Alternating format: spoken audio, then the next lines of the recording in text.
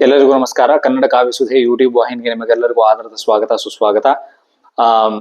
ನಾನು ಆಳಿದ ಮಹಾಸ್ವಾಮಿ ಅವರು ಕೃಷ್ಣರಾಜ ಒಡೆಯರ್, ನಾಲ್ವಡಿ ಕೃಷ್ಣರಾಜ ಒಡೆಯರ್ ಅವರ ಜೀವನ ಚರಿತ್ರೆ ಇರುವ ಪುಸ್ತಕ ಆಳಿದ ಮಹಾಸ್ವಾಮಿ ಅವರು ಪುಸ್ತಕದ ವಿಡಿಯೋ ಮಾಡ್ಲಿಕ್ಕೆ ಆದ್ರ ಮೈಕ್ ಚಾರ್ಜ್ ಖಾಲಿ ಆಗಿದ್ದಕ್ಕೆ ಅರ್ಧಂಬರ್ಧ ಎಲ್ಲಿಗೋ ನಿಲ್ಲಿಸ್ಬೇಕಾಯ್ತು. ಅದಕ್ಕೆ ಕ್ಷಮೆ ಕೋರ್ತಾ ಅದೇ ವಿಡಿಯೋವನ್ನ ಮತ್ತೆ ಮುಂದುವರಿಸ್ಲಿಕತ್ತೀನಿ. ಇದನ್ನ ಭಾಗ 2 ಅಂತ ಹಾಕ್ತೀನಿ, ಅದನ್ನ ಆ ವಿಡಿಯೋವನ್ನ ಭಾಗ 1 ಅಂತ ಹಾಕ್ಲಿಕತ್ತೀನಿ. ಆಮೇಲೆ ನಾಲ್ವಡಿ ಕೃಷ್ಣರಾಜ ಒಡೆಯರ್ ಅವರು ಕ್ಷಯರೋಗಕ್ಕೆ ಸಂಬಂಧಪಟ್ಟಂತಹ ಒಂದು ಆಸ್ಪತ್ರೆಯನ್ನ ಸ್ಥಾಪಿಸಿದ್ರು. ಅದನ್ನ ಅವರ ಸಹೋದರಿಯವರ ಜ್ಞಾಪಕಾರ್ಥವಾಗಿ, ಕೃಷ್ಣರಾಜಮ್ಮಣ್ಣಿ ಅವರ ಜ್ಞಾಪಕಾರ್ಥವಾಗಿ ಸ್ಥಾಪನೆ ಮಾಡಿ, ಅಂದ್ರೆ ಅದ್ರ ಹೆಸರಿರೋದು ಕೃಷ್ಣರಾಜಮ್ಮಣ್ಣಿ ಕ್ಷಯರೋಗದ ಆಸ್ಪತ್ರೆ ಅಂತಂದು ಹೇಳಿ. ಆ ಆಸ್ಪತ್ರೆ ಹೆಸರನ್ನ ನಾನು ತಪ್ಪಾಗಿ ಹೇಳಿದ್ನೋ ಏನೋ ನನಗೆ ಗೊತ್ತಿಲ್ಲ.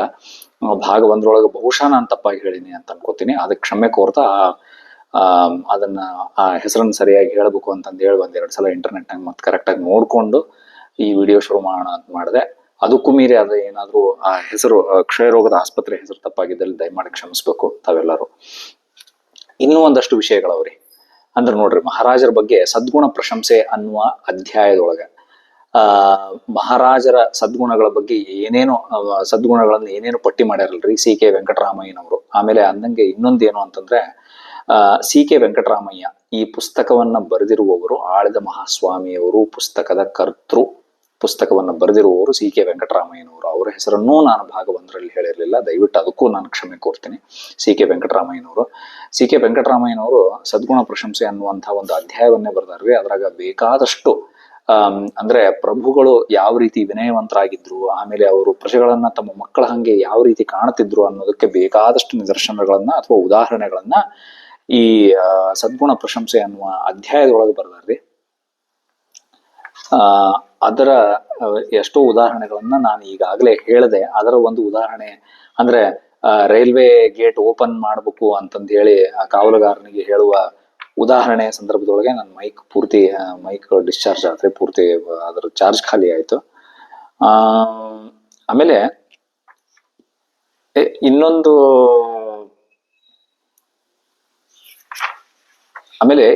ನೋಡ್ರಿ, ಭಾರಿ ಚಂದದ್ರಿ. ಈ ನಿದರ್ಶನವನ್ನು ಓದಿ ಹೇಳ್ತೀನಿ.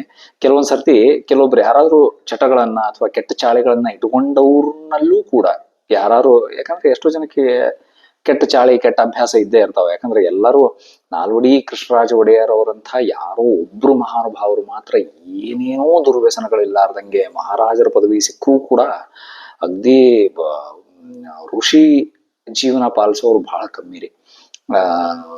ಆಮೇಲೆ ಜನಸಾಮಾನ್ಯರಲ್ಲೇ ಬೇಕಾದಷ್ಟು ಕೆಟ್ಟ ಚಟಗಳು ಚಾಳಿಗಳು ಏನೇನೋ ಇರ್ತಾವ. ಹಂಗಾಗಿ ಅಂಥ ಕೆಟ್ಟ ಚಟಗಳು ಚಾಳಿಗಳು ಇಟ್ಕೊಂಡವರಲ್ಲೂ ಕೂಡ ಪ್ರಭುಗಳು ಎಷ್ಟು ದಾಕ್ಷಿಣ್ಯ ಬುದ್ಧಿಯಿಂದ ನಡ್ಕೋತಾ ಇದ್ರು ಅಂತಂದು ಹೇಳಿ ಅದಕ್ಕೆ ಈ ಒಂದು ನಿದರ್ಶನವನ್ನ ಬರ್ದಾರ್ರಿ. ಆ ನಿದರ್ಶನ ಹೆಂಗದ ಅಂದ್ರ, ಅವ್ರ ಅಭಿಮಾನಕ್ಕೆ ಪಾತ್ರರಾದವ್ರು ಒಂದ್ಸಲ ಸಿಗರೇಟ್ ಸೇತಿದ್ದು ನಾಲ್ವಡಿ ಪ್ರಭುಗಳಿಗೆ ಗೊತ್ತಾಗ್ತದ್ರಿ. ಅವ್ರು ಸಿಗರೇಟ್ ಸೇತಿರ್ತಾರಂತಂದು ಹೇಳಿ.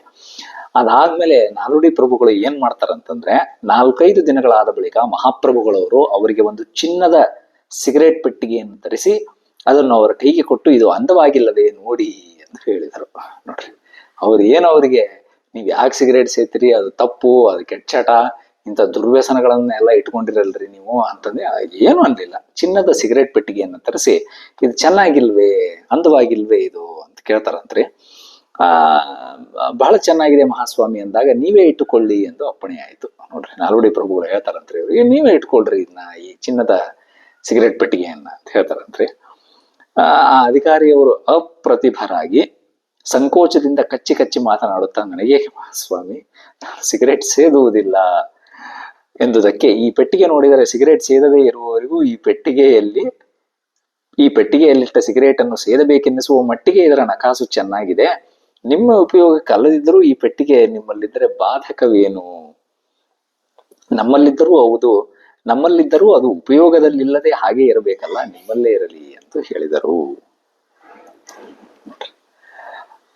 ಅಂದ್ರೆ ಅವ್ರು ಸಿಗರೇಟ್ ಸೇರ್ತಿರ್ತಾರಂತ ಚಲೋ ಹೊತ್ನಾಗ ಗೊತ್ತಿರ್ತದ್ರಿ ಮಹಾಪ್ರಭುಗಳಿಗೆ.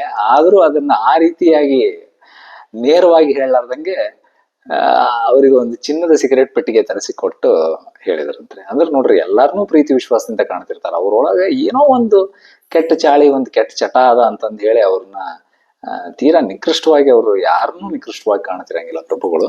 ಅದು ಇದು ಅದಕ್ಕಿದು ಒಂದು ನಿದರ್ಶನ, ಒಂದು ಉತ್ತಮ ಉದಾಹರಣೆ. ಆಮೇಲೆ ಅದೇ ರೀತಿಯಾಗಿ ಇನ್ನೊಬ್ರು ಶಾಸ್ತ್ರಿಗಳು ಆ ಅರಮನೆಗೆ ಬರ್ತಿರ್ತಾರಂದ್ರೆ ಅವ್ರಿಗೆ ನಸ್ಯ ಸೇದು ಏನೋ ಒಂದು ನಸ್ಯ ಸೇದೋ ಒಂದು ಚಟ ಇರ್ತದಂತ, ಚಟ ಇರ್ತದಂತ್ರಿ. ನಸ್ಯ ಸೇರ್ತಿರ್ತಾರಂತವ್ರು.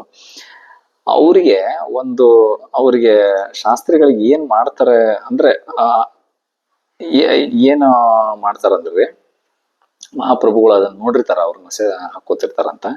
ನಸ್ಯ ಸೇದವ್ರಿಗೆ ಅವ್ರಿಗೆ ಏನ್ ಮಾಡ್ತಾರಂದ್ರೆ ಚಿನ್ನದ ನಸ್ಯದ ಡಬ್ಬಿಯನ್ನ ಕೊಡ್ತಾರಂತ್ರಿ. ಚಿನ್ನದ ನಸ್ಯದ ಡಬ್ಬಿಯನ್ನು ಕೊಡ್ತಾರಂತ್ರಿ ಶಾಸ್ತ್ರಿಗಳಿಗೆ. ಅದೇನ್ ಬಾಧಕವಿಲ್ಲ, ಆಯ್ತು ನಿಮ್ದೇನದನೋ ಅದು ಆಯ್ತು ಅದನ್ನ ಮುಂದುವರೆಸ್ರಿ ಅಂತಂದು ಹೇಳಿ ಕೊಡ್ತಾರಂತ್ರಿ ಅವರು.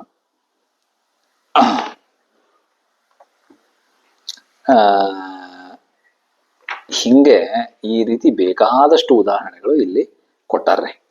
ಆಮೇಲೆ ಇನ್ನೊಂದು ನಾವು ಮುಖ್ಯವಾಗಿ ಗಮನಿಸಬೇಕಾಗಿದ್ದು ಏನು, ಈ ಪುಸ್ತಕದೊಳಗೆ ಬೇಕಾದಷ್ಟು ಉದಾಹರಣೆಗಳು ಈ ರೀತಿ, ನಾನು ಇನ್ನು ಎಷ್ಟು ಉದಾಹರಣೆಗಳು ಈ ಸದ್ಗುಣ ಪ್ರಶಂಸೆ ಅಧ್ಯಾಯದೊಳಗೆ ಎಷ್ಟೆಷ್ಟು ಉದಾಹರಣೆಗಳು, ಪ್ರತಿಯೊಂದು ಉದಾಹರಣೆಯನ್ನು ಅಥವಾ ಈ ಇಡೀ ಅಧ್ಯಾಯವನ್ನೇ ಓದಿ ಹೇಳಿದ್ರು ನನ್ನ ಮನಸ್ಸಿಗೆ ತೃಪ್ತಿ ಇಲ್ಲ. ಅಷ್ಟು ಉದಾಹರಣೆಗಳನ್ನ ಸಿ.ಕೆ. ವೆಂಕಟರಾಮಯ್ಯನವರು ಬರ್ದಾರ್ರಿ. ಅವರಿಗೆ ನಾವು ಕೃತಜ್ಞತೆಯನ್ನ ಸಲ್ಲಿಸ್ಬೇಕು.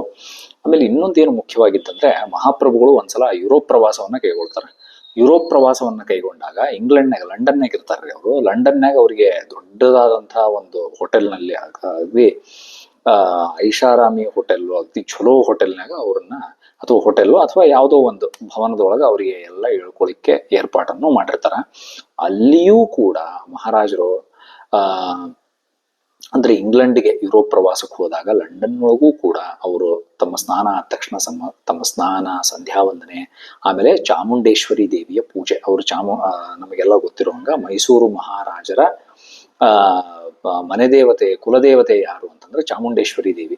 ಅಲ್ಲಿಯೂ ಕೂಡ ಬರೀ ಮೈಸೂರಿನಾಗಿದ್ದಾಗ ಅಷ್ಟೇ ಅಲ್ರಿ, ಲಂಡನ್ನಿಗೆ ಪ್ರವಾಸಕ್ಕೆ ಹೋದಾಗ, ಯುರೋಪ್ ಪ್ರವಾಸವನ್ನ ಕೈಗೊಂಡಾಗಲೂ ಕೂಡ ಲಂಡನ್ ಒಳಗೆ, ಆಮೇಲೆ ಮತ್ತೆ ಬೇರೆ ಬೇರೆ ಯಾವ್ಯಾವ ದೇಶಗಳಿಗೆ ಅವರು ಯುರೋಪ್ ದೇಶಗಳಿಗೆ ಹೋಗ್ತಾರೋ ಪ್ರವಾಸಕ್ಕೆ ಮುಂದ, ಲಂಡನ್ ಆದ್ಮೇಲೆ ಅಲ್ಲಿ ಎಲ್ಲವೂ ಕೂಡ ಅಲ್ಲಿ ಎಲ್ಲಾ ದೇಶಗಳಿಗೆ ಹೋದಾಗ್ಲೂ, ಆ ಪ್ರವಾಸಕ್ಕೆ ಹೋದಾಗ್ಲೂ ಕೂಡ ಮಹಾರಾಜರು ಏನ್ ಮಾಡ್ತಿರ್ತಾರಂದ್ರೆ ತಮ್ಮ ಸ್ನಾನ, ಸಂಧ್ಯಾ ವಂದನೆ, ಪೂಜೆ, ಚಾಮುಂಡೇಶ್ವರಿ ದೇವಿಯ ಪೂಜೆಯನ್ನು ನಿಲ್ಲಿಸ್ತಿರಂಗಿಲ್ಲಂತ್ರಿ. ಅಲ್ಲಿಯೂ ಕೂಡ ಪೂಜೆ ಮಾಡ್ತಿರ್ತಾರಂತ. ಅಂದ್ರೆ ನಾವ್ ಎಲ್ಲೇ ಹೋಗ್ಲಿ, ಎಲ್ಲೇ ಇರ್ಲಿ, ನಮ್ಮ ಪೂಜೆ ಪುನಸ್ಕಾರಗಳನ್ನ ಅಥವಾ ನಮ್ಮ ನಂಬಿಕೆಯನ್ನ ಬಿಡುವ ಅವಶ್ಯಕತೆ ಇಲ್ಲ. ನಮ್ಮ ನಂಬಿಕೆಯನ್ನ ನಾವು ಮುಂದುವರಿಸ್ಕೊಂಡು ಹೋಗಬೇಕು ಅನ್ನೋದು ನಮಗೆ ಇದರಿಂದ ಕಲಿಯುವಂತಹ ಪಾಠ. ದೊಡ್ಡ ಮಹಾರಾಜರೇ ಈ ರೀತಿ ಇರ್ಬೇಕಾದ್ರ ನಾವೆಲ್ಲ ಏನೋ ಅಲ್ರಿ ಅವ್ರ ಮುಂದ. ಹಂಗಾಗಿ ಏನೋ ಒಂದ್ ಸ್ವಲ್ಪ ಏನೋ ಕಲ್ತ್ ಬಿಟ್ವಿ, ಎಲ್ಲೋ ಒಂದೆರಡು ಸಲ ಫಾರಿನ್ಗೆ ಹೋಗ್ಬಿಟ್ವಿ, ಬಂದ್ಬಿಟ್ವಿ ಅಂದ ತಕ್ಷಣ ನಾವ್ ಹೆಂಗಂದ್ರ ನಮ್ಮ ನಂಬಿಕೆ ಮತ್ತು ನಮ್ಮ ಶ್ರದ್ಧೆ ಇದೆಲ್ಲದನ್ನು ಬಿಟ್ಟು ಏನೇನೋ ಮಾಡ್ಬಿಡ್ಬೇಕಂತ ಏನಲ್ರಿ. ಎಲ್ಲಾ ಕಡೆ ಹೋಗೋಣ, ಫಾರಿನ್ಗೆ ಹೋಗೋಣ, ಬೇರೆ ದೇಶಕ್ಕೆ ಹೋಗೋಣ ಅಂತ ಎಲ್ಲಾ ಕಡೆ ಅಡ್ಡಾಡೋಣ ಅಂತ. ಆದ್ರೆ ನಮ್ಮ ತನವನ್ನು ನಾವು ಬಿಡಬಾರ್ದು, ನಮ್ಮ ಸಂಸ್ಕೃತಿಯನ್ನು ನಾವು ಬಿಡಬಾರ್ದು ಅನ್ನೋದನ್ನು ಇದರಿಂದ ಕಲಿತೀವಿ. ಆಮೇಲೆ ಇನ್ನೊಂದು ಏನಂದ್ರೆ, ದಸರಾ ಸಮಯದೊಳಗ ನಿಮ್ಗೆ ಗೊತ್ತಿರುವಂಗ ಬೇಕಾದಷ್ಟು ರಾಜ ಪರಿವಾರದವ್ರಿಗಂತೂ ಬೇಕಾದಷ್ಟು ಕೆಲಸ ಇರ್ತದೆ. ಆಮೇಲೆ ಪೂಜೆ ಪುನಸ್ಕಾರಗಳನ್ನೆಲ್ಲ ಮಾಡ್ಬೇಕು, ಚಾಮುಂಡೇಶ್ವರಿ ದೇವಿಯ ಪೂಜೆಯನ್ನು ಮಾಡ್ಬೇಕು. ಆಮೇಲೆ ದರ್ಬಾರ್ ಇರ್ತದೆ, ದರ್ಬಾರ್ನೊಳಗೆ ಪಾಲ್ಗೊಳ್ಬೇಕು. ಮತ್ತೆ ಬೇಕಾದಷ್ಟು ಜನ ಅತಿಥಿಗಳೆಲ್ಲ ಬಂದಿರ್ತಾರೆ. ಯುರೋಪಿನಿಂದ ಅತಿಥಿಗಳು ಬರ್ತಿದ್ರು ಆಗಿನ ಕಾಲದೊಳಗೆ. ನಾಲ್ವಡಿ ಪ್ರಭುಗಳು ಇರುವ ಕಾಲದೊಳಗೆ ಯುರೋಪಿನಿಂದ ಅತಿಥಿಗಳು ಬರ್ತಿದ್ರು. ಭಾರತದಿಂದ ಬೇರೆ ಬೇರೆ ಸಂಸ್ಥಾನದಿಂದ ಬೇಕಾದಷ್ಟು ಅತಿಥಿಗಳು ಬರ್ತಿದ್ರು.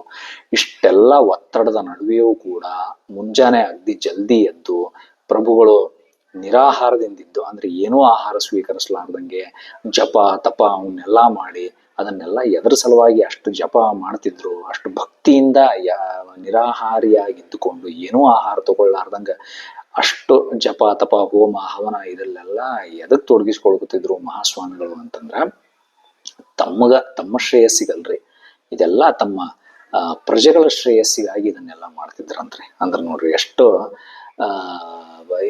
ಅಂದ್ರೆ ಪ್ರಜೆಗಳ ಬಗ್ಗೆ ಅವ್ರಿಗೆ ಎಷ್ಟು ಕಾಳಜಿ ಇತ್ತು ಅಂತ. ಅವರೆಲ್ಲ ಬೇಕಾದಷ್ಟು ಸುಸ್ತಾಗ್ತಿತ್ತಂತ್ರಿ ಅದು. ಯಾಕಂದ್ರೆ ಇಷ್ಟೆಲ್ಲ ಮಾಡ್ಬೇಕು ಅಂತಂದ್ರೆ ಆಮೇಲೆ ಬರೀ ಪೂಜೆ ಜಪ ತಪ ಹೋಮ ಹವನ ಅಷ್ಟೇ ಅಲ್ರಿ, ಮತ್ತೆ ಆಡಳಿತಕ್ಕೆ ಸಂಬಂಧಪಟ್ಟ ವಿಷಯಗಳನ್ನೂ ಕೂಡ ನೋಡ್ಬೇಕು. ಆಡಳಿತಕ್ಕೆ ಸಂಬಂಧಪಟ್ಟ ವಿಷಯಗಳನ್ನೂ ಕೂಡ ನೋಡ್ಕೊಂಡು 9 ದಿನ ನವರಾತ್ರಿ ದಿನ ಆಮೇಲೆ ಇಷ್ಟೆಲ್ಲ ನಿರಾಹಾರದಿಂದ ಇದ್ದು ಇಷ್ಟೆಲ್ಲ ಕೆಲಸ ಮಾಡ್ಬೇಕು ಅಂತಂದ್ರೆ ಅದು ಹುಡುಗಾಟದ ಮಾತಲ್ಲ. ಬೇಕಾದಷ್ಟು ನಿಮಗೆ ಶಕ್ತಿ ಇರಬೇಕು, ಆಮೇಲೆ ಶ್ರದ್ಧೆನೂ ಇರ್ಬೇಕು, ನಾನು ಮಾಡ್ಲೇಬೇಕಿದನ್ನ ಅಂತಂದ ಹೇಳಿ ಅಷ್ಟು ಶಕ್ತಿ ಮತ್ತು ಅಷ್ಟು ಶ್ರದ್ಧೆ ನಾಲ್ವಡಿ ಪ್ರಭುಗಳಿಗೆ ಇತ್ತು. ತಾಯಿ ಚಾಮುಂಡೇಶ್ವರಿ ನಾಲ್ವಡಿ ಪ್ರಭುಗಳಿಗೆ ಅಷ್ಟೆಲ್ಲ ಶಕ್ತಿಯನ್ನ ದೇವಿ ಕರುಣಿಸಿದ್ಲು ಅನ್ನೋದನ್ನ ನಾವಿಲ್ಲಿ ನೋಡ್ಬೋದು. ಆಮೇಲೆ ಇದೇ ರೀತಿ ಬೇಕಾದಷ್ಟು ನಿದರ್ಶನಗಳು ಈ ಪುಸ್ತಕದೊಳಗೆ ಸಿಗ್ತಾವ್ರಿ. ಹಾಗಾಗಿ ದಯವಿಟ್ಟು ಈ ಪುಸ್ತಕವನ್ನು ಓದ್ರಿ ಅಂತ ನಾನು ಕೇಳ್ಕೊಳ್ತೀನಿ.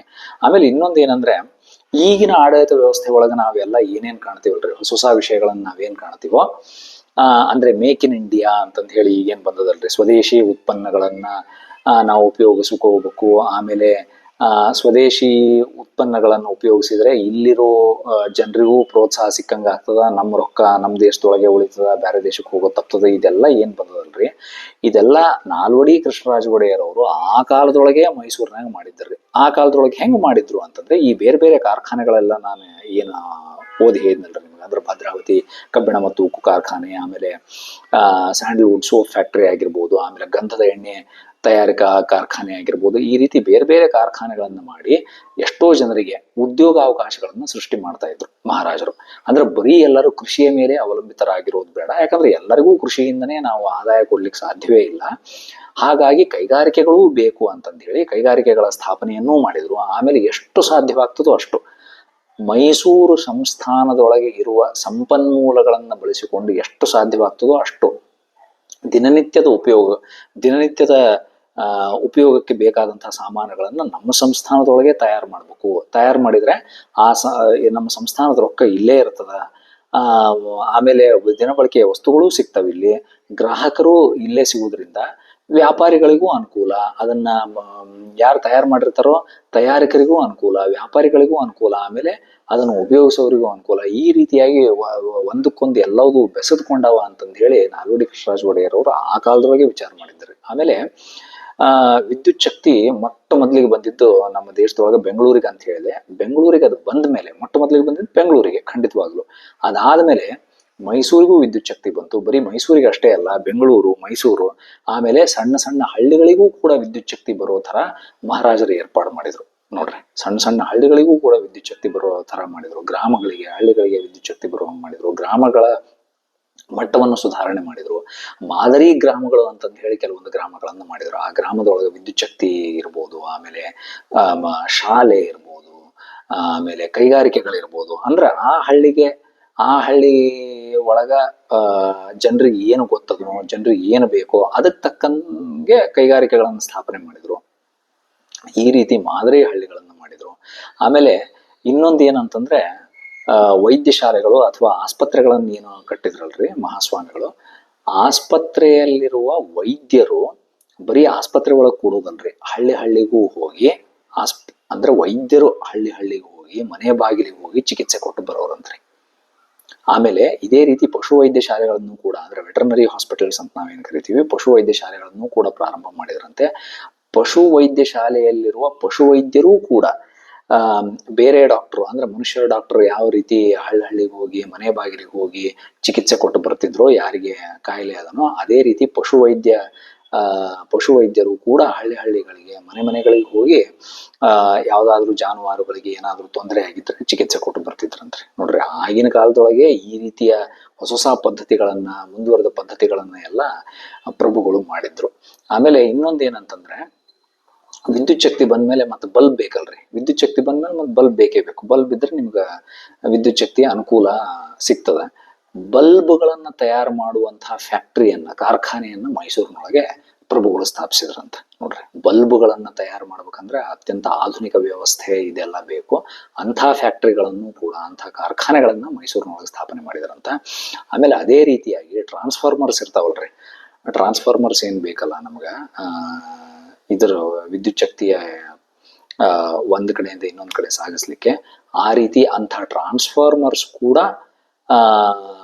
ಮೈಸೂರಿನೊಳಗೆ, ಅಂದ್ರೆ ಮೈಸೂರು ಸಂಸ್ಥಾನದೊಳಗೆ ತಯಾರಾಗುವ ರೀತಿ ನೋಡ್ಕೊಂಡ್ರಂತ ಪ್ರಭುಗಳು. ಅದನ್ನು ಕೂಡ ಇಲ್ಲೇ ತಯಾರು ಮಾಡ್ಬೇಕಂತಂದ ಹೇಳಿ. ಆಮೇಲೆ ಮೈಸೂರು ಬ್ಯಾಂಕ್ ಏನು ಸ್ಥಾಪನೆ ಮಾಡಿದ್ರಲ್ರಿ, ಮೈಸೂರು ಬ್ಯಾಂಕ್ ಸ್ಥಾಪನೆ ಮಾಡಿದ್ಮೇಲೆ ಯಾರಾದ್ರೂ ಸ್ವಂತ ಉದ್ಯಮವನ್ನ ಮಾಡಬೇಕು ಅಂತ ಯಾರ್ಯಾರಿಗೆ ಇಷ್ಟ ಇರ್ತದೋ, ಆಮೇಲೆ ಯಾರ್ಯಾರಿಗೆ ಆ ವಿಷಯದೊಳಗೆ ಆಸಕ್ತಿ ಮತ್ತು ಬರೀ ಆಸಕ್ತಿ ಅಲ್ಲ ಜ್ಞಾನವೂ ಕೂಡ ಇರ್ತದೋ ಅಂಥವರಿಗೆ ಮೈಸೂರು ಬ್ಯಾಂಕ್ನಿಂದ ಸಾಲ ಸೌಲಭ್ಯ ಕೊಟ್ಟು ಸಾಲ ಕೊಟ್ಟು ಅವರಿಗೆ ಅದಕ್ಕೆ ಉತ್ತೇಜನ ಕೊಟ್ರಂತ್ರಿ. ಅಂದ್ರೆ ನೀವೇ ಸ್ವಂತ ಉದ್ಯಮವನ್ನು ಶುರು ಮಾಡ್ರಿ ಅಂತ. ಈಗೇನು ಸ್ಟಾರ್ಟಪ್ ಇದು ಅವರಿಗೆಲ್ಲ ಸಾಲ ಸೌಲಭ್ಯಗಳಂತ ಈಗ ಶುರು ಆಗಿವಲ್ರಿ, ಇದನ್ನ ಆ ಕಾಲದೊಳಗೆ 100 ವರ್ಷದ ಹಿಂದೆನೆ ನಾಲ್ವಡಿ ಕೃಷ್ಣರಾಜ ಒಡೆಯರ್ ಅವರು ಮಾಡಿದ್ರು.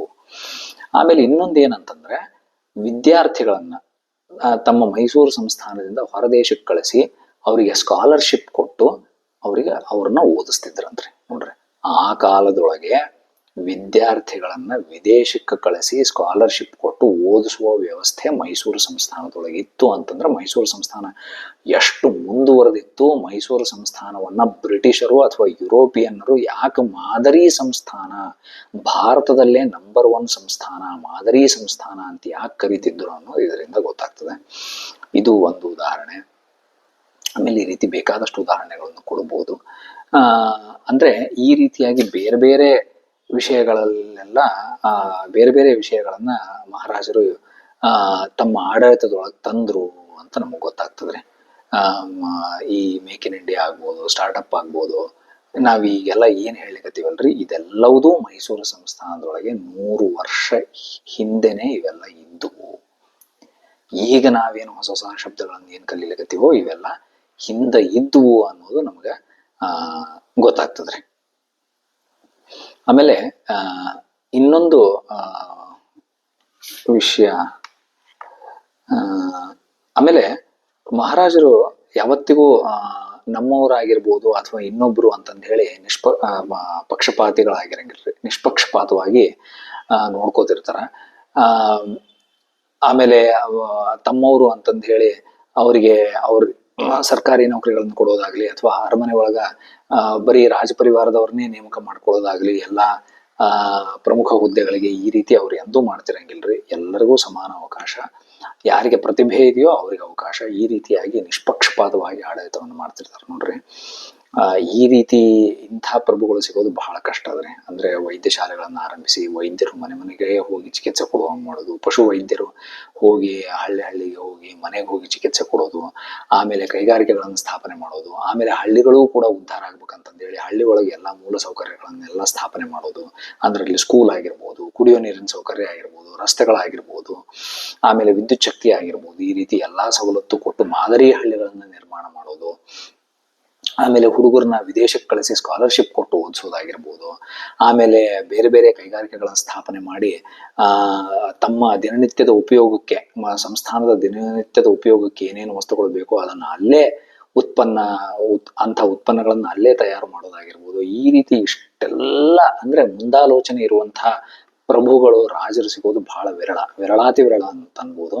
ಆಮೇಲೆ ಪ್ರಭುಗಳು ಇನ್ನೊಂದು ಕೆಲಸ ಏನ್ ಮಾಡ್ತಿರ್ತಾರಂದ್ರೆ, ಬೇರೆ ಬೇರೆ ದೇಶಗಳಿಗೆ ಪ್ರವಾಸಕ್ಕೆ ಹೋದಾಗ ಅಥವಾ ಯಾರಾದ್ರೂ ಯುರೋಪಿಯನ್ನರು, ಬ್ರಿಟಿಷರು ಇಲ್ಲಿ ಬಂದಾಗ ಅವ್ರ ಜೊತೆ ಏನ್ ಚರ್ಚೆ ಮಾಡ್ತಿರ್ತಾರಂದ್ರ, ಆ ದೇಶ ಹೆಂಗ ಮುಂದುವರಿತು, ಆ ದೇಶ ಮುಂದುವರಿಬೇಕಾದ್ರೆ ಅವ್ರು ಏನೇನು ಮಾಡಿದ್ರು, ಏನೇನು ಪ್ರಯತ್ನ ಪಟ್ರು, ಯಾವ್ಯಾವ ಕೈಗಾರಿಕೆಗಳು ಅಥವಾ ಕಾರ್ಖಾನೆಗಳನ್ನ ಅವರಲ್ಲಿ ಸ್ಥಾಪಿಸ್ಯಾರ, ಅಲ್ಲಿ ರೋಡ್ ಯಾವ ರೀತಿ ಮಾಡ್ತಾರ, ಹಿಂಗೆ ಎಲ್ಲ ಬೇರೆ ಬೇರೆ ವಿಷಯಗಳನ್ನ, ಅಥವಾ ಅಲ್ಲಿ ಸಂಸ್ಕೃತಿ ಹೆಂಗ, ಅಲ್ಲಿ ಸಾಹಿತ್ಯ ಹೆಂಗ, ಹಿಂಗ ಬೇರೆ ಬೇರೆ ವಿಷಯಗಳನ್ನೆಲ್ಲ ತಿಳ್ಕೊಂಡು ಬೇರೆ ದೇಶದವ್ರು ಹೆಂಗ ಮುಂದೆ ಬಂದ್ರು ಅಂತಂದು ಹೇಳಿ ತಿಳ್ಕೊಂಡು ಅದನ್ನ ಮೈಸೂರು ಸಂಸ್ಥಾನಕ್ಕೆ ಅಳವಡಿಸಿಕೊಳ್ಳಿಕ್ಕೆ ಪ್ರಯತ್ನ ಮಾಡ್ತಿರ್ತಾರಂತ್ರಿ. ಅಂದ್ರೆ ನೋಡ್ರಿ, ಯಾವ್ಯಾವ ಜನಾಂಗದವ್ರು ಮುಂದೆ ಬಂದಾರೋ, ಬೇರೆ ಬೇರೆ ದೇಶಗಳು ಹೆಂಗ್ ಮುಂದೆ ಬಂದಾರ ಅನ್ನೋದನ್ನು ತಿಳ್ಕೊಂಡು ಇವ್ರು ಅದನ್ನ ಮೈಸೂರು ಸಂಸ್ಥಾನಕ್ಕೆ ಅಳವಡಿಸಿ ನಮ್ಮ ಜನರಿಗೂ ಕೂಡ ಅದು ಉಪಯೋಗ ಆಗಲಿ, ಮೈಸೂರು ಸಂಸ್ಥಾನದ ಪ್ರಜೆಗಳಿಗೂ ಕೂಡ ಅದು ಉಪಯೋಗ ಆಗಲಿ ಅನ್ನೋ ದೃಷ್ಟಿ ಒಳಗೆ ವಿಚಾರ ಮಾಡ್ತಿರ್ತಾರಂತ್ರಿ. ಅಂದ್ರೆ ಸುಮ್ಮನೆ ಬೇರೆ ದೇಶಕ್ಕೆ ಪ್ರವಾಸ ಹೋಗೋದಂದ್ರೆ ಸುಮ್ಮನೆ ಮೋಜಿಗಾಗಿ ಪ್ರವಾಸ ಅಲ್ಲ. ಅದರೊಳಗೂ ಇವ್ರು ಬೇಕಾದಷ್ಟು ತಿಳ್ಕೊಂಡು ಬೇಕಾದಷ್ಟು ಅಧ್ಯಯನ ಮಾಡಿ ಅದನ್ನ ನಮ್ಮ ದೇಶಕ್ಕೆ ಅಳವಡಿಸ್ತಿರ್ತಾರಂತ್ರಿ. ನೋಡ್ರಿ, ಅಂದ್ರೆ ಈ ರೀತಿ ಪ್ರಭುಗಳು ಸಿಗೋದು ಭಾರಿ ಕಷ್ಟ.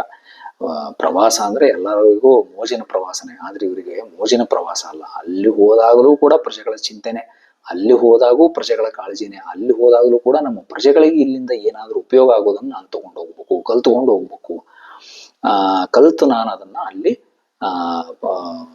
ಅನ್ವಯಿಸ್ಬೇಕು ಅನ್ನೋ ವಿಚಾರವನ್ನ ಮಹಾಪ್ರಭುಗಳು ಮಾಡ್ತಿರ್ತಾರ್ರಿ. ಆಮೇಲೆ ಕಡೆಗೆ ಅವರು 1940ನೇ ಇಸ್ವಿ ಒಳಗೆ ತೀರ್ಕೋತಾರ, ಬೆಂಗಳೂರಿನಾಗ ಇರ್ತಾರ ಅವರು. ತೀರ್ಕೋತಾರ ಅನ್ನೋ ವಿಷಯವನ್ನ ಸಿ ಕೆ ವೆಂಕಟರಾಮಯ್ಯನವರು ಬರೆದಾಗ, ಬಹುಶಃ ಯಾರೇ ಆಗ್ಲಿ ಆ ಪುಟವನ್ನ ಓದಿದ್ರೆ ಮಹಾರಾಜರು ತೀರ್ಕೊಂಡ್ರು ಅನ್ನೋ ವಿಷಯವನ್ನ ಈ ಪುಸ್ತಕದೊಳಗೆ ಓದಿದಾಗ ಅಂಥವ್ರ ಮನಸ್ಸಾದ್ರೂ ಕರಗ್ತದೆ. ಅಂದ್ರೆ ನಮ್ಮನೆ ಒಳಗಿದ್ದವರೇ ಯಾರೋ ನಮ್ಗೆ ಅಗ್ದಿ ಗೊತ್ತಿದ್ದವರು, ನಮ್ಗೆ ಅಗ್ದಿ ಪರಿಚಯ ಇದ್ದವರು, ನಮ್ಮ ಹತ್ತಿರದವ್ರು ಯಾರೋ ಒಬ್ರು ತೀರ್ಕೊಂಡ್ರೇನಪ್ಪಾ ಅಂತ ಅನ್ಸೋದು ಸಹಜ. ಯಾರೇ ಓದ್ಲಿ ಎಲ್ಲರಿಗೂ ಅದು ಅನಿಸ್ತದ್ರಿ. ಅಷ್ಟು ಮನ ಮುಟ್ಟುವ ರೀತಿ ಒಳಗೆ ಈ ಪುಸ್ತಕ ಅದ. ಆಮೇಲೆ ಈ ರೀತಿ ಒಬ್ಬ ಮನುಷ್ಯ ಸಂತನ ಜೀವನ ಅಂದ್ರೆ ಒಬ್ಬ ಯೋಗಿಯ ಜೀವನ ನಡೆಸೋದು ಬಹಳ ಕಷ್ಟ. ಆಮೇಲೆ ಭಗವದ್ಗೀತೆ ಒಳಗೆ ಏನೇನು ಯೋಗಗಳು ಬರ್ತಾವಲ್ರಿ, ಕರ್ಮಯೋಗ ಆಗಿರ್ಬೋದು, ಜ್ಞಾನ ಯೋಗ, ಭಕ್ತಿ ಯೋಗ, ಎಲ್ಲಾ ಯೋಗಕ್ಕೂ ಉದಾಹರಣೆ ಅನ್ನುವ ರೀತಿ ಒಳಗಿದ್ದವರು ನಾಲ್ವಡಿ ಕೃಷ್ಣರಾಜ ಒಡೆಯರ್ ಅವರು. ಕರ್ಮಯೋಗ ನೋಡ್ತೀರಾ, ಹೌದು, ಇವರು ಕರ್ಮಯೋಗಿನೇ. ಎಲ್ಲ ಪ್ರಯತ್ನವನ್ನೂ ಪಟ್ಟರು, ಎಲ್ಲ ಕೆಲಸವನ್ನೂ ಮಾಡಿದ್ರು. ಮೈಸೂರು ಸಂಸ್ಥಾನಕ್ಕೆ ಏನೇನು ಬೇಕೋ, ಪ್ರಜೆಗಳಿಗೆ ಏನೇನು ಉಪಯೋಗ ಆಗ್ತದೆ ಎಲ್ಲಾ ಕೆಲಸಗಳನ್ನು ಮಾಡಿದ್ರು. ಪ್ರತಿಫಲದ ಅಪೇಕ್ಷೆ ಇರಲಿಲ್ಲ. ಇವರು ಕರ್ಮಯೋಗಿ. ಜ್ಞಾನ ಯೋಗ ನೋಡ್ತೀರಾ, ಬೇಕಾದಷ್ಟು ಜ್ಞಾನ ಇತ್ತು ಮಹಾರಾಜರಿಗೆ, ಎಲ್ಲಾ ಜ್ಞಾನವೂ ಇತ್ತು. ಜ್ಞಾನ ಯೋಗಿ. ಇನ್ನು ಭಕ್ತಿ ಯೋಗ ನೋಡ್ತೀರಾ, ಬೇಕಾದಷ್ಟು ಭಕ್ತಿ ಇತ್ತು, ಭಕ್ತಿ ಯೋಗ. ಈ ರೀತಿ ಎಲ್ಲ ಯೋಗಗಳಿಗೂ ಉದಾಹರಣೆ ರೂಪದೊಳಗಿದ್ದವರು ನಾಲ್ವಡಿ ಕೃಷ್ಣರಾಜ ಒಡೆಯರ್ ಅವರು. ಹಂಗಾಗಿ ಈ ರೀತಿ ಇನ್ನೂ ಬೇಕಾದಷ್ಟು ಉದಾಹರಣೆಗಳನ್ನು ಹೇಳ್ಬೋದ್ರಿ ಮಹಾರಾಜರ ಬಗ್ಗೆ. ಎಷ್ಟು ಹೇಳಿದ್ರು ಮಹಾರಾಜರ ಬಗ್ಗೆ ನನಗಂತೂ ಸಾಕು, ಈ ವಿಡಿಯೋ ನಿಲ್ಲಿಸ್ಬೇಕು ಅಂತಾನೆ ಅನ್ಸಂಗಿಲ್ಲ, ಅಷ್ಟು ಮಹಾರಾಜರ ಬಗ್ಗೆ ಹೇಳ್ಬೋದು. ದಯವಿಟ್ಟು ಆಳಿದ ಮಹಾಸ್ವಾಮಿಯವರು ಶ್ರೀಮನ್ ಮಹಾರಾಜ ನಾಲ್ವಡಿ ಕೃಷ್ಣರಾಜ ಒಡೆಯರ್ ಅವರ ಜೀವನ ಚರಿತ್ರೆಯನ್ನು ಓದ್ರಿ. ಸಿ ಕೆ ವೆಂಕಟರಾಮಯ್ಯನವರು ಬರೆದಿದ್ದು. ಸಿ ಕೆ ವೆಂಕಟರಾಮಯ್ಯನವರಿಗೆ ಎಲ್ಲ ಕನ್ನಡಿಗರು ಅಥವಾ ಎಲ್ಲ ಭಾರತೀಯರು ಕೂಡ ಕೃತಜ್ಞರಾಗಿರ್ಬೇಕು. ಅವರ ಉಪಕಾರವನ್ನ ಸ್ಮರಿಸಬೇಕು ಅಂತ ನನಗನ್ನಿಸ್ತದ್ರಿ, ಇಂತಹ ಅದ್ಭುತವಾದ ಪುಸ್ತಕವನ್ನು ಕೊಟ್ಟಿದ್ದಕ್ಕೆ. ಆಮೇಲೆ ಕನ್ನಡ ಪುಸ್ತಕ ಪ್ರಾಧಿಕಾರದವರು ಈ ಪುಸ್ತಕವನ್ನು ಪ್ರಕಟಿಸ್ಯಾರ. ಆನ್ಲೈನ್ ನೀವು ಕನ್ನಡ ಪುಸ್ತಕ ಪ್ರಾಧಿಕಾರದ ವೆಬ್ಸೈಟ್ಗೆ ಹೋದ್ರೆ ನಿಮ್ಗ ಈ ಪುಸ್ತಕ ಸಿಗ್ತದ್ರಿ.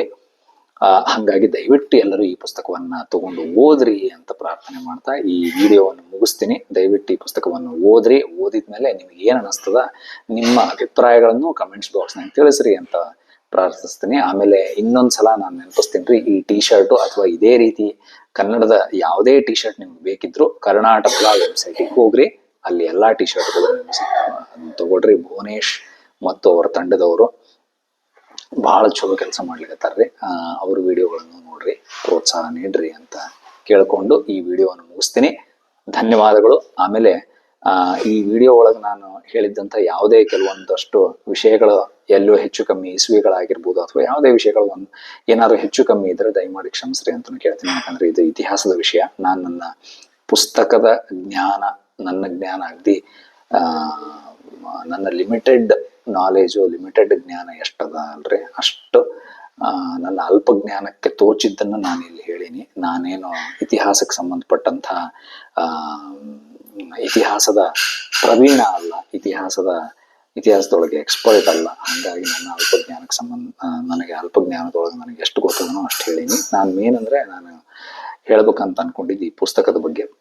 ಈ ಪುಸ್ತಕದೊಳಗೆ ಬೇರೆ ಬೇರೆ ನಿದರ್ಶನಗಳು ಏನು ಬಂದಾವಲ್ರಿ, ಅದನ್ನ ನಾನು ಹೇಳ್ಬೇಕಾಗಿತ್ತು. ಯಾಕಂದ್ರೆ ಅವ್ರು ಏನೇನು ಸ್ಥಾಪನೆ ಮಾಡಿದ್ರು ಅನ್ನೋದು ನೀವು ಇಂಟರ್ನೆಟ್ನಾಗ ಎಲ್ಲ ಕಡೆ ಸಿಗ್ತದ. ಆದ್ರೆ ಈ ಪುಸ್ತಕದೊಳಗೆ ಕೆಲವೊಂದು ವಿಶೇಷವಾದ ವಿಷಯಗಳನ್ನ ನಾನೇನು ನಿಮ್ಗೆ ಹೇಳಿದ್ನೋ ಆ ವಿಷಯಗಳು ನಿಮ್ಗೆ ಬೇರೆ ಎಲ್ಲೂ ಇಂಟರ್ನೆಟ್ನಾಗ ಸಿಗಂಗಿಲ್ಲ. ಅದನ್ನ ಪುಸ್ತಕ ಓದಿನೇ ತಿಳ್ಕೊಬೇಕು ನೀವು. ಹಾಗಾಗಿ ಪುಸ್ತಕ ಓದ್ರಿ ಅಂತ ಕೇಳ್ಕೊಂಡು ಈ ವಿಡಿಯೋವನ್ನು ಮುಗಿಸ್ತೇನೆ. ಮತ್ತೆ ಇನ್ನೊಂದು ವಿಡಿಯೋ ಸಿಗ್ತೀನಿ. ನಮಸ್ಕಾರ, ಧನ್ಯವಾದಗಳು.